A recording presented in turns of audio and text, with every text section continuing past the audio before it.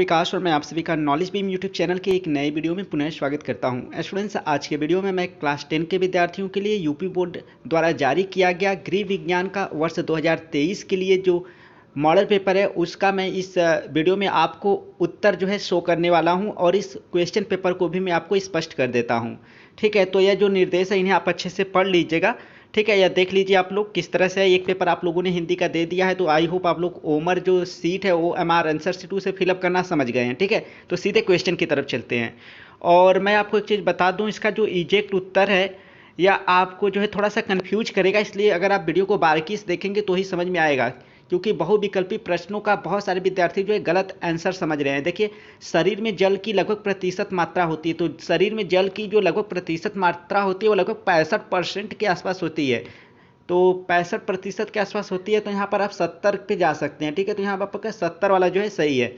इसके बाद हम लोग आगे बढ़ते हैं। निम्न में से सबसे सुरक्षित चेक है, तो वाहक चेक जो होता है वह सुरक्षित नहीं होता है और यह जो क्रॉस चेक होता है यह सुरक्षित होता है। तो इसमें आपका जो क्रॉस चेक है यह सही है। ठीक है, इसके बाद आपका मिल्टन क्लॉथ का कपड़ा होता है, तो यह आपका रोएदार ऊनी होता है, तो यह आपका जो है यह क वाला जो ऑप्शन है वह सही है। ठीक है, आप देखिए अपने आंसर को मैच कर लीजिए। आप को जो है गलत उत्तर भी यूट्यूब पे देखने को मिल जाएगा, क्योंकि मैंने कल 2 वीडियो देखा उसमें बहुत सारी जो है मिस्टेक बता रहे हैं। ठीक है, केवल जल्दी वीडियो बनाने के चक्कर में। देखिए, पारिवारिक बजट बनाने का उद्देश्य है, तो पारिवारिक बजट बनाने का उद्देश्य है तो ये उपयुक्त सभी। ठीक है, ये आपका सभी हो जाएगा।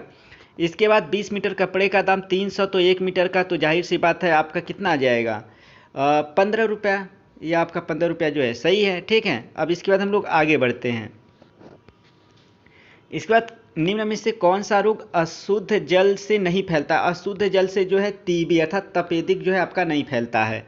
इसके बाद सूती तंतु प्राप्त होता है, तो देखिए बहुत जो है बहुत, अगर आप वीडियो देखेंगे तो आपको कई जगह जो है मिस्टेक बताया जा रहा है, लेकिन सूती तंतु, सूती मतलब काटन, तो यह आपका वनस्पति से यानी वनस्पति से प्राप्त होता है, यह आपका सही है। ठीक है, इसके बाद चेचक रोग फैलता है, तो सबको पता है कि चेचक रोग जो है वायु द्वारा क्या है फैलता है।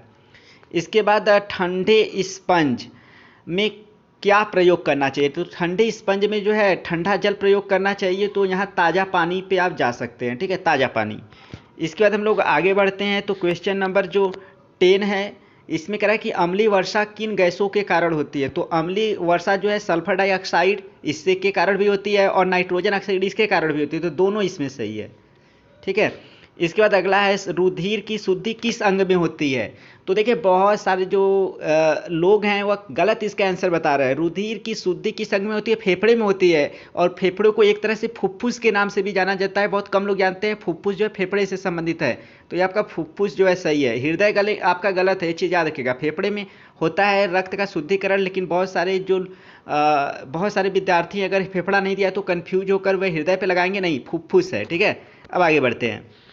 इसके बाद प्याज की पुल्टी से बांधना चाहिए, तो मोच पर, चोट पर, फोड़े पर, तो इन सभी पर। यह भी बहुत सारे विद्यार्थी गलत कर रहे हैं, मोच पर भी बांध सकते हैं, चोट पर, फोड़े पर भी, तो यह आपका जो है सभी पर सही है। ठीक है, इसके बाद आपका अगला क्वेश्चन है भोपाल दुर्घटना किसका उदाहरण है? तो यह वायु प्रदूषण का जो है उदाहरण है। ठीक है, अब हम लोग आगे बढ़ते हैं। क्षय रोगी के भोजन में किसकी मात्रा अधिक होनी चाहिए? तो क्षय रोगी के भोजन में जो है प्रोटीन की मात्रा अधिक होनी चाहिए। किसकी? प्रोटीन की। अब आगे बढ़ते हैं, तो कृत्रिम श्वसन क्यों दिया जाता है? श्वसन तंत्र को उत्तेजित करने के लिए, यह भी सही है। श्वसन को पुनः शुरू करने के लिए, तो यह भी सही है, तो दोनों के लिए। ठीक है, यानी आपका दोनों सही है। इसके बाद आपका निम्न में से कौन सा विटामिन जल में घुलनशील है? तो जल में घुलनशील विटामिन आपका सी है, विटामिन सी। एक सामान्य व्यक्ति की नाड़ी गति लगभग होती है 72 बार, तो कितना? 72 बार, यह आपका सही है, यह लगभग सभी को पता होगा। इसके बाद आपका क्वेश्चन नंबर जो 18 है वह है अतिसार रोग में रोगी के शरीर में कमी हो जाती है, तो किसकी कमी हो जाती है? जल की कमी हो जाती है। ठीक, इसके बाद हम लोग आगे बढ़ते हैं। अस्थि भंग में अत्यधिक रक्तस्राव को रोकने के किस विधि का प्रयोग करना चाहिए? तो यह आपका कुर्टिकेट, तो कुर्निकेट जो है यह आपका सही है, कुर्निकेट।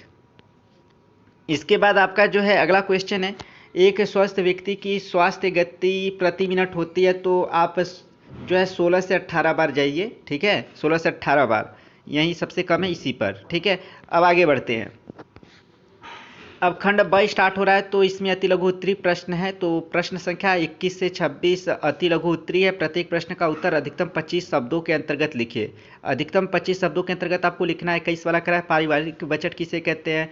22वां है ओजोन परत का क्या महत्व है। 23वां है कपड़ा काटने के पहले माप लेना क्यों आवश्यक है। और 24वां है भोजन पकाने के उद्देश्य समझाइए। तो यह सब आप लोग पढ़ लीजिएगा। इसके बाद जो आपका 25वां क्वेश्चन है दवा पिलाते समय किन बातों का ध्यान रखेंगे। और 26वां है तापमान लेते समय 2 सावधानियों को लिखें।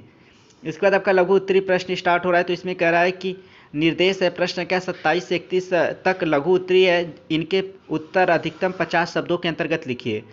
तो 27वां क्वेश्चन है आपका पासबुक एवं चेक बुक में क्या अंतर है। और क्वेश्चन नंबर 28 है हड्डियों के टूट एवं मोच में होने वाले प्राथमिक उपचार का वर्णन कीजिए।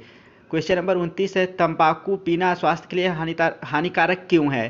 क्वेश्चन नंबर 30 है भोजन पकाने की सर्वोत्तम विधि का वर्णन कीजिए। इसके बाद क्वेश्चन नंबर आपका 31 है प्रतिरोधक क्षमता को समझाइए। इसके बाद आपका दीर्घ उत्तरीय प्रश्न स्टार्ट हो रहा है। तो इसमें निर्देश है प्रश्न संख्या 32 से 34 तक दीर्घ उत्तरीय प्रश्न है। प्रश्न 32 व 33 विकल्प दिए गए हैं। प्रत्येक प्रश्न के एक ही विकल्प का उत्तर लिखना है। प्रत्येक प्रश्न के उत्तर 100 शब्दों के अंतर्गत लिखिए, ठीक है, लगभग 100 शब्दों में। तो क्वेश्चन नंबर 32 है आपका पारिवारिक आय का क्या अर्थ है। पारिवारिक आय का प्रकार एवं विभिन्न स्रोत का वर्णन कीजिए। अथवा करके गृह गणित क्या है, इसके महत्व को सविस्तार समझाइए।